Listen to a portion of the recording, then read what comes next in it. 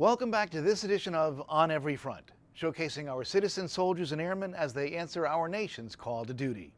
I'm your host, Army National Guard Sergeant First Class Robert Stevenson.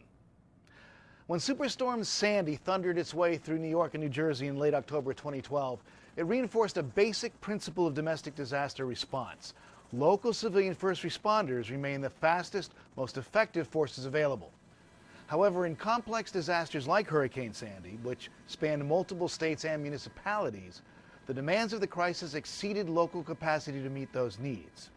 That is when our military responded, including citizen soldiers and airmen of the National Guard, working alongside Department of Defense active duty and reserve forces. Now, normally separate and distinct from each other, state and federal military forces need to coordinate their efforts in order to respond effectively and efficiently to the disaster at hand. But who ensures that state and federal military responders are synchronized when assisting civil authorities? One of the things that we learned specifically from Katrina is how do you get unity of effort across the larger Department of Defense, the Title X active forces, reserves, and National Guard. We put into place the dual status commander concept a year or so ago. That is proving very effective, and we used it for the first time to great effect in Hurricane Sandy, establishing a dual status commander in New York and in New Jersey. And a dual status command is usually a one-star that will come from the state.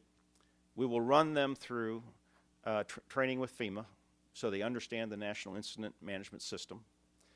They will understand defense support to civil authorities.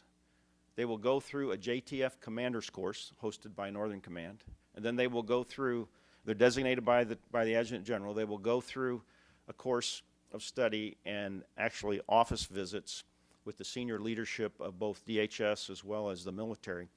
And that dual status commander course then allows General Jacoby and I to certify them that they can command and control active and Guard and Reserve troops. The 2012 National Defense Authorization Act built upon earlier legislation to enable individual states and DoD to coordinate their efforts through a single commander who is given command and control of both state-controlled National Guard forces and federal military forces. This dual status commander leads all state and federal assigned military forces and directs their response efforts, achieving unity of effort that would otherwise be unattainable. Employing a dual status commander, or DSC, during a large-scale incident provides a more cooperative approach to enhance unity of effort for state and federal military support by establishing standardized procedures for integrating military capabilities for a domestic incident or a planned event. A dual status commander allows one National Guard officer to command both state and federal military forces with the consent of a governor and the authorization of a president. This command and control construct improves shared mutual awareness between federal and state chains of command. We used them for the NATO summit up in Chicago. We used them for the Republican and Democratic national conventions. We used them for the fires last year in Colorado. We use them for floods. Whenever a governor says, I might need some capability from the federal government, I'm going to stand up a dual status command. It takes one phone call or one email and the secretary will approve it because the president has delegated that authority to put this individual in both Title X and Title 32. On the state side, Title 32, that dual status commander answers to his or her governor and adjutant general. On the Title X side, they report to General Jacoby and the president, Secretary of Defense and president.